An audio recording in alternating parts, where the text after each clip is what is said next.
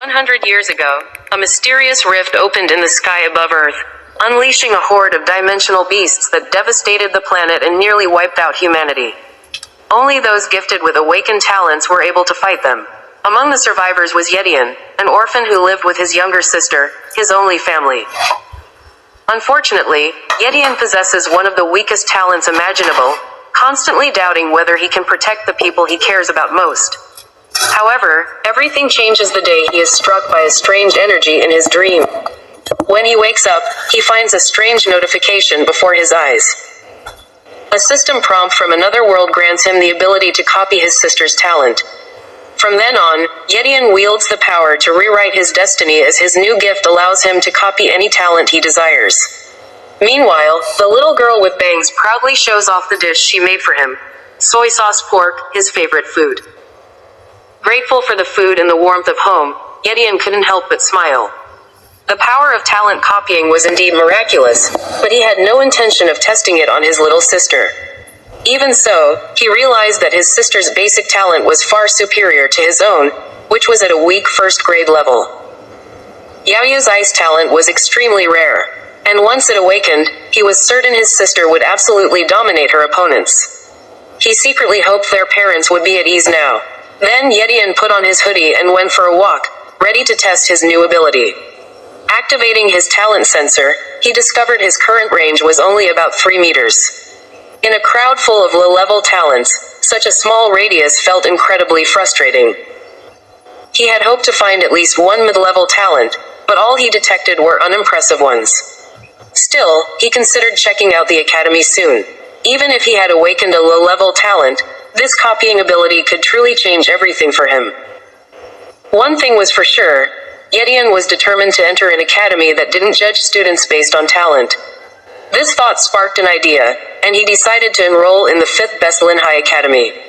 As he walked towards the campus, he saw many students with intermediate talent passing by. They all came from this academy. However, Yedian wasn't discouraged. Deep down, he was confident that his talent for copying would take him to heights they had never even dreamed of. He knew he would become stronger, much stronger in the coming days. 10 days later, at Linhai Academy's 5th base, inside Martial Arts Stadium number 3, an instructor was giving a lecture on the path to becoming a martial artist. Yes explained that the journey begins with becoming a martial arts student, which lays the foundation for everything that follows. However, becoming a martial arts student can only begin by first learning body training techniques. From this point on, the instructor is ready to teach them these techniques. He informed the group that the key was to form a vortex of air directly in front of their chests, a sign that they had successfully grasped the fundamentals of body training. Everyone took their positions, trying their best to follow the instructor's instructions. Most of the students fainted, went limp, or fell over in frustration, struggling to even activate their energy. But Yedian didn't budge. One of the students suddenly screamed in panic that someone had fainted. But the instructor didn't react at all. He sternly instructed them to ignore the weak. There was no place for losers here. The only thing he demanded of them was to create a vortex. Because without it, there was no chance of becoming a martial artist. Meanwhile, Yedian was silently facing his own crisis. He had done everything right, but nothing happened. Not even a breeze was felt.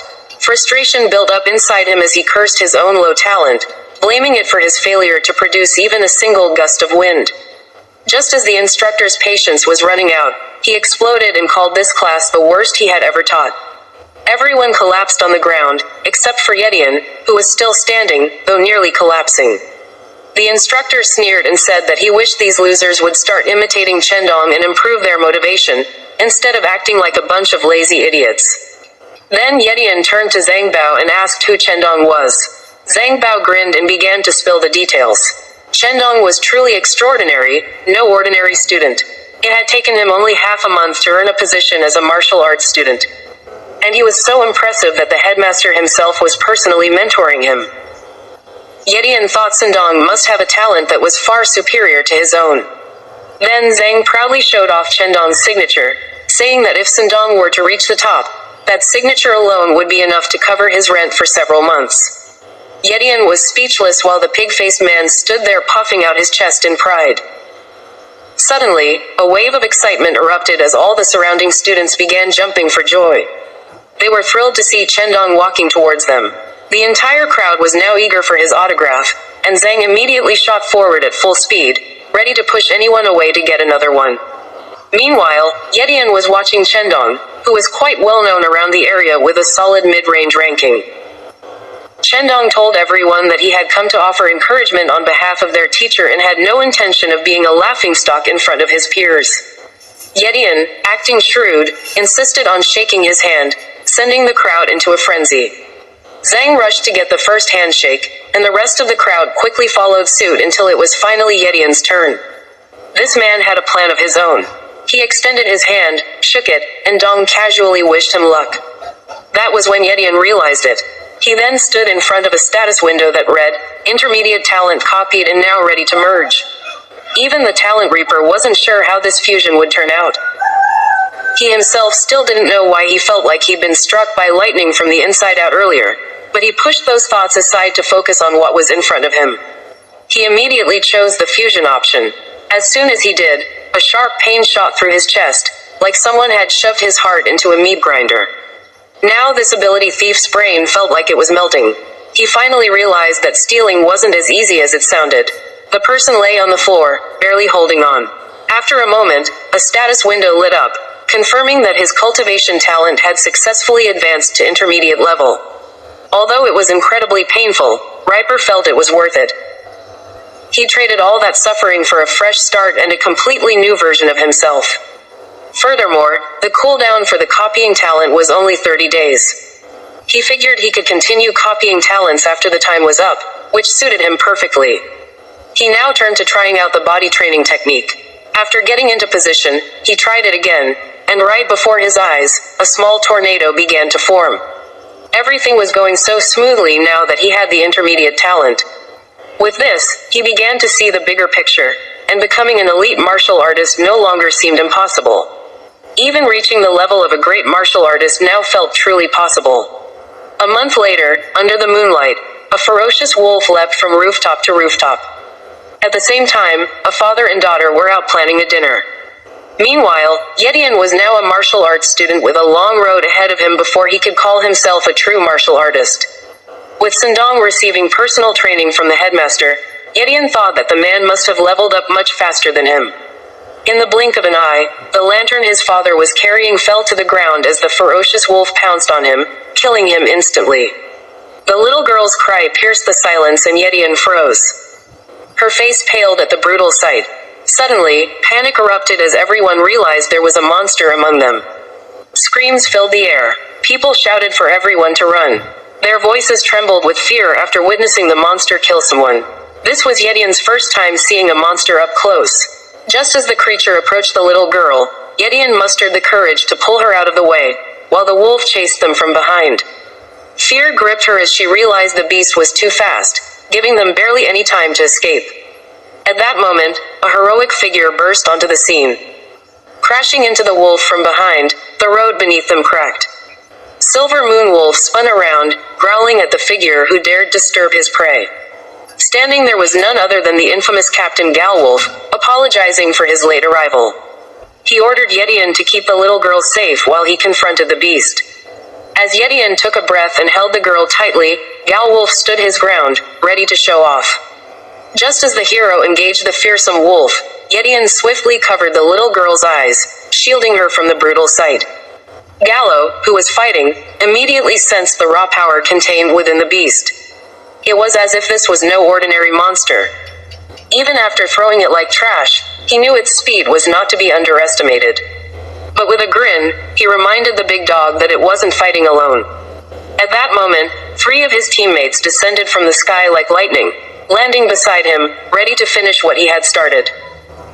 As Galwolf moved, his comrades rushed forward to help him, slashing their swords deep into the beast. For a moment, they wondered if the pup had finally fallen. But then the monster let out a chilling scream. A red aura seeped from its body like steam from boiling blood. At a glance, they knew what was coming. It was entering bloodburst mode. He warned the others to stay alert, as the situation was about to get much worse. One of his men rushed to check on the captain, who was currently fine. But then they all saw Wolf trying to escape, slipping into the shadows. Gal Wolf narrowed his eyes, ready to move. There was no way he was letting this wolf cub get out of here alive. Suddenly, a wave of purple mana flooded the air as a girl appeared just in time. Her bow was already drawn. Gale Wolf grinned. He had been waiting for this beautiful archer to appear. Then she released her arrow, which soared through the air and struck the silver moon wolf squarely in the neck. The creature collapsed to the ground, instantly dead. Gaelu laughed heartily, stating that the creature was still too weak to challenge their squad. The rest of her teammates nodded in praise, calling her marksmanship top-notch. Meanwhile, Yaishin silently checked the monster's stats. The status window displayed the Silver Moon Wolf's traits, a low-grade bloodline talent, and a beginner-grade speed talent. While it might not seem particularly impressive on paper, in the hands of a creature like this, it was still dangerous enough to throw unprepared fighters into disarray. Even the little girl was stunned. Her jaw dropped at the brutal sight of the wolf's supposedly dead body. But as things began to calm down, Yaseon noticed a subtle movement. One of the wolf's claws twitched. Something was wrong. Meanwhile, the men were relaxing, celebrating their small victory and grumbling about how troublesome speed-type monsters were. They had already made plans for a drink, as if everything was over.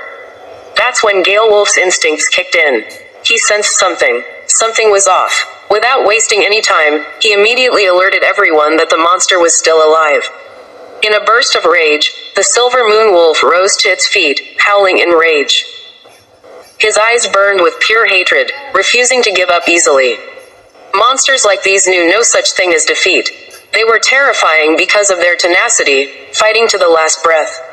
The Gala Wolf team stood ready, awaiting orders. But the captain stepped forward. He ordered them to retreat. This weak wolf cub was his to kill. At that moment, the large man turned to Yaishin and warned him to leave immediately, saying that the area was still dangerous. But Yaishin was too dazed to react. Wolf yelled at him to leave immediately. But the talent harvester saw this as the perfect opportunity to truly test his strength. Without hesitation, he stepped directly toward the beast. Ignoring all warnings, he slammed his fist into the Silver Moon Wolf, and in the next second, a status window appeared with the message, "Talent copied." Yaishin jumped back but landed directly on top of the wolf. The window continued to flash repeatedly, displaying the same message. With both hands, the ability thief pressed down on the monster's body, sending waves of energy into it, making the beast glow from within. As Yaishin continued to copy his talent, he began to revel in the slaughter, throwing blow after blow at the corpse. Finally, Gale Wolf intervened and brought him back to his senses, reminding him that the beast was long dead. Yaishin, still clutching the wolf, knew for certain that the creature was dead. But what mattered most to him was that the talent had been successfully copied. Gale Wolf immediately stepped forward and began distributing cleanup duties to his team. He ordered 3 of his subordinates to handle the removal of the fallen man's body and the Silver Moon Wolf's carcass. Meanwhile, the archer was tasked with guarding the little girl.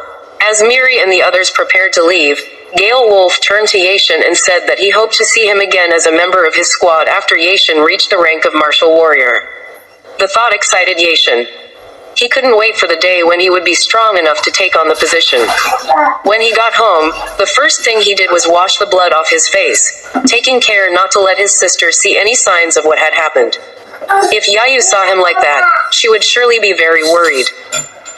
After washing up, he exited the bathroom and walked through the quiet house, only to find Yayu fast asleep in her bed, snoring softly like a baby. In her sleep, Yayu murmured, "Big brother." That brought a faint smile to Yedian's face. Stepping out into the quiet night, Yedian finally let the burden of the day sink in. He realized that this was the first time in his life he had faced a real monster. And it wasn't just a little stronger. It was 100 times stronger and more terrifying than the monsters from the stories he had heard as a child.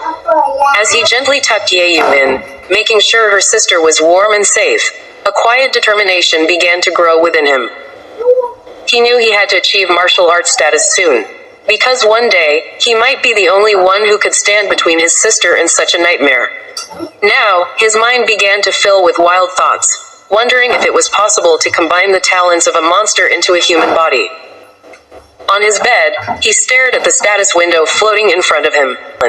He knew deep down that this union would be life-threatening, perhaps even more painful than the previous one. But the need to become stronger burned brighter than any fear. If Islam meant protecting those he loved, especially his sister, then he was ready to face whatever the path, no matter how difficult and brutal. For his speed talent, Yedian prepared himself. He stuffed a cloth into his mouth, ready to bite down and endure whatever pain would come his way. As soon as he began the merging process, the pain hit like a hurricane. It flooded his entire body, sharp and unrelenting. Each wave felt like his muscles and bones were being ripped apart bit by bit. He gritted his teeth, enduring as if his entire being were on the verge of collapse. In the midst of this brutal merging process, a sharp crack echoed throughout the room, and his leg instantly broke. The pain radiated like wildfire. He stared at his leg, panic beginning to creep in. He wondered if his talent copying had failed. Doubt hit him hard, and for a moment he wondered if pushing his limits had been a mistake. His head spun and his body felt like it was fading away. The ability thief knew he was doomed. The thought of calling out to Yeyu crossed his mind. But before he could speak, darkness engulfed him completely. The next morning, he awoke with a start, his heart still pounding with shock. The first thing he did was examine his leg, and he saw no broken bones or bruises. Everything seemed perfectly fine. He had no idea what had happened last night, but whatever it was had made him feel incredibly better. His body felt lighter. He quickly opened the status window. It confirmed everything. Yedian, who had an intermediate cultivation talent, now also possessed a beginner-level speed talent. The talent copying was successful. Later, in a small forest in the 5th Academy, Yedian grinned widely, leaping through the trees like Tarzan, jumping from one tree to the next, and landing effortlessly. He was filled with excitement, feeling like a completely new version of himself. As he tried out his new talent, a leaf drifted down through the air, and with perfect timing, Yedian caught it effortlessly. There was no doubt that the Silver Moon Wolf's speed was incredible. After that, Yedian prepared to practice his body training technique. He estimated that his current speed might be on par with a martial artist, but his overall strength was still lacking. It would be great if he could find a way to increase his cultivation speed. Suddenly, Zhang called out to him, seeing Yedian training in the small forest. He walked over, patted the talent snatcher on the shoulder, and immediately noticed the difference. Yedian now felt sturdy, like a formidable man. Zhang bet that Yedian had already broken through to the martial arts apprentice stage. Then, he became bold and asked if Yedian was looking for a way to become even stronger, suggesting he try drinking monster blood. This strange person casually admitted that he himself had begun to improve much faster after doing so. At first, Yedian hadn't believed it at all, but now he was truly shocked to hear that monster blood actually possessed such power. Yishin felt a little bitter for missing out on the opportunity to obtain the Silver Moon Wolf's blood when it was right before his eyes. But then the weirdo Zhang grinned and said he might know how to get monster blood if Yedian was interested. Of course, Yedian didn't mind listening. That's when Zhang spilled the beans. It turned out the higher-ups at their Linhai headquarters had opened a new wild zone just outside the city. The zone served as a testing ground for the 5 major academies, and the reward for passing the test was none other than monster blood. Yedian inquired about the danger level of the wild zone, and Zhang casually stated that it was quite low.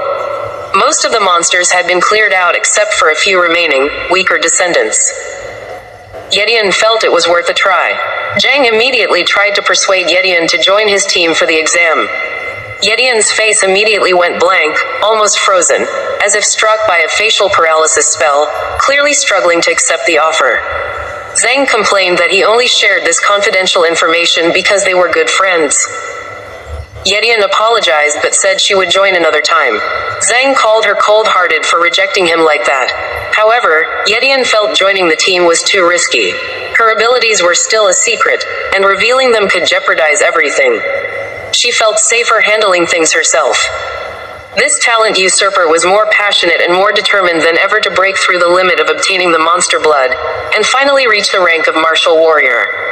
1 month later at the 5th Academy's main office, the professor demanded an explanation as to whether anyone had leaked information because Tian registered even though he had not received an exam invitation. Tien hesitantly explained his situation. He was already a martial arts student, so he was qualified to enroll. Frustrated, the professor threw a life assurance agreement at him. Although he wanted these children to live a little longer, if Tien wanted to take the exam, he had to sign it. Then, with a mixture of anger and defiance, the professor told him to just leave if he was afraid of dying. A few moments later, Tien emerged from the office with a slight smile on his face. He had already signed the agreement. After Tien left, the professor sneered, wondering, do the students really believe a test like this is for them? With a sneer of her own, she muttered that Tien would regret this. The next morning, Yui woke up and called out to her brother, but the delicious aroma of food drew her to the breakfast table where everything was already prepared. She found a note from Tien saying that he would be back in 3 days because his school was having an event. Reading it, Yui wondered what kind of event had taken so long and secretly hoped her brother would be safe. When Tien arrived at the location, the students from the 5th Academy were in high spirits. There were so many students from all 5 major academies. Meanwhile, Mohabai, escorted by his bodyguards from the 1st Academy, cast a disdainful glance at the students from the 5th Academy. Calling them trash from the Trash Academy, his bodyguard jokingly suggested that he hunt both monsters and humans to weed out the weak. Zhongbao pointed to Mahai and told Tien that he was one of the strongest of the Mo family's younger generation. Realizing how arrogant the political family was, Tien quickly concluded that Zhaobi was just another egotistical person. Suddenly, a man with his sword still sheathed walked straight towards the 1st Academy's camp. His eyes glared at Ma Zhaobi with burning determination. The students began shouting, demanding an explanation for how he had entered their camp. But the clearly angry man ignored them and challenged Sube to face him. He said that he had come to chop him to pieces. Hearing that, Zhaobi simply grinned, indicating that he was ready to defeat this man once again. Tien saw them arguing like that, and became curious and wanted to know who the man was. Being the king of gossip, Zhang Bao informed him that the man was Li Yuncheng, a genius from the 2nd Academy who had once been defeated by Mo Shou Bai. The professor from the 1st Academy yelled at the students to stop making noise, reminding them that these people were strong and not to be underestimated, but Tien didn't care and started cheering loudly for Li Yuncheng. Li Yuncheng looked confused and a little awkward, wondering who this stranger was and why he was cheering for him when they didn't even know each other. Just then, the authorities learned that the 2 rivals were about to fight, and an announcement was broadcast warning that anyone who started a fight outside the wild zone would be disqualified from the exam. Left with no other choice, Li Yuncheng left the 1st Academy camp. But before that, he vowed not to let his rivals get away with it once they were inside the wild zone. Shoub simply laughed and said nothing, clearly amused. Meanwhile, Li Yuncheng approached Tien, praising him for daring to cheer for him and asking his name. As Tien introduced himself, he also took the opportunity to observe Li Yuncheng's talent, noting that he possessed low-grade cultivation talent and mid-grade sword talent, which Tien considered quite decent. Tien extended his hand in a friendly gesture of support, encouraging Li Yuncheng to give his best and try to defeat Mo Sobi in the upcoming Wild Zone exam. A surprised Li Yuncheng shook his hand and wished him luck. What Li Yuncheng didn't know was that it was actually a clever move by Tien, who had secretly copied Li Yuncheng's sword talent through the handshake. As soon as the announcement of the start of the exam was made, the students from the 1st Academy were called to enter the Wild Zone. Without hesitation, they all rushed in. Meanwhile, Li Yunch went to find his team, annoyed that the students had to enter in the order of their respective academies. As soon as Li Yuncheng left, Tien immediately rushed to a hidden place where he could safely consolidate the talents he had copied. As he began the fusion, a powerful surge of energy coursed through his body, causing intense pain. Even though he had experienced this 2 or 3 times before, he still wasn't completely used to it. Although he was getting better at managing the pain, once the sword talent was fully fused, a powerful wave of electricity exploded around him. To test his newfound strength, Tien slashed at nearby trees that had been growing for years. With a single slash, he felled them, leaving them stunned and amazed. His status window immediately updated, displaying his intermediate cultivation talent, beginner speed talent, and intermediate sword talent. Moments later, it was announced that the first 4 academies had entered the Wild Zone, and it was finally the 5th Academy's turn. The students from the 5th Academy, including Zhang Bao and Tian, stepped forward confidently, ready to face whatever came next. Upon entering the Wild Zone, all the students immediately scattered in various directions. Tian walked alone along the path, remaining alert and cautious. Suddenly, No felt something following him. Wasting no time, he turned around and saw a giant snake darting towards him. Tian leapt high into the air and in the blink of an eye slashed the monster with his sword. The snake fell to the ground lifeless. As proof of his kill, Tian took one of its eyeballs and earned his first point. After the fight, Tian realized that these beasts were relatively weak. However, according to the exam rules, the more beasts a student killed, the higher their ranking. With the intention of touching the 5 spin cap, he decided to take first place no matter what. The prize for the highest scorer included 3 mid-level beast blood and 100,000 yuan, which was no small prize. Tian knew he had a long way to go, and to get these prizes, he would have to keep hunting. Using his speed talent, he began jumping from one building to another, advancing in search of more beasts. That's when he saw his friend Zhang trapped and surrounded by a horde of beasts. Zhang froze in fear, trembling and calling for help, completely unable to defend himself. When one of the plate wolves lunged at him, Tian reacted instantly. He took out his bow, fired an arrow, and killed the beast with precision. Zhang Bao's eyes widened in shock when he saw Tian. Still terrified, Zhang warned him not to fight the monster, saying that Tian was too weak to face the deadly plated wolf.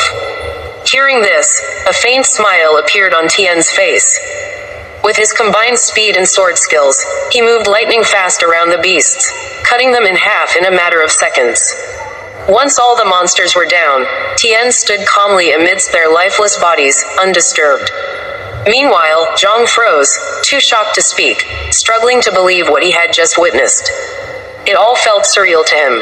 After finishing off the monsters, Tian used his sword to remove the plated wolf fang and then glanced at Zhang to see if he would agree to keep it. But Zhang had no say in the matter. Tian had killed them, so it was only right that he should receive the reward. Noticing how exhausted Zhang was, Tian asked if he really planned to continue in this condition. But Zhang had already made up his mind. He had already experienced this ordeal, saying it was too dangerous and that he was only lucky to have survived unharmed. All his teammates were badly injured. So his top priority now was to get them out safely. Before Tian left again, Zhang warned him about a rumor circulating about a pseudo-beast in the Wild Zone. Tian knew nothing about it. So, Zhang explained that he heard a group from the First Academy was hunting a giant spotted snake that was over 10 meters long. It was no ordinary snake. It was a pseudo-beast, much stronger and rarer than normal monsters. Defeating it was worth 500 points, which was probably the highest score available. Upon hearing this, Tian immediately pressured Zhang for the creature's location. Zhang reluctantly confirmed it was to the southeast. Without wasting any time, Tian immediately dashed in that direction. He knew that if he managed to get those 500 points, first place would be his for sure. As Tian reached the southeast, he saw students in the First Academy uniforms lying on the ground, injured or even dead. As he looked around, he noticed a massive eruption occurring nearby. He followed the sound and climbed to the roof, where he could clearly see a giant pseudo-beast rampaging. Most of the First Academy students, including Mo Xiaobei, were fighting the monster. But it was clear the creature was completely out of control. Xiaobei shouted orders, urging his team to subdue the creature and secure 500 points. His guards, who had been observing the fight closely, noticed that the creature was starting to tire and immediately alerted Xiaobi that now was the perfect time to attack. Just as they were about to move, the pseudo-beast, overcome with rage, let out a devastating roar that sent shockwaves crashing through the ground. Mosabe heard the roar and quickly jumped up from the ground, deciding to finish the rest himself. With a sly grin on his face, he lunged forward to strike the monster with his sword. In the next instant, he plunged his sword into the pseudo-beast's head. Blood immediately spurted out. A moment later, he received a powerful blow from the monster's tail, sending him flying off its head. Xiaobei fell to the ground near a building, causing a large dent in the wall. A few seconds later, he lifted his head. The joy was evident on his face as the 500 points were now his. The pseudobus finally collapsed to the ground. Watching this from the rooftop of a nearby building, Yeshin regretted his late arrival. Meanwhile, Moshab walked towards his bodyguard,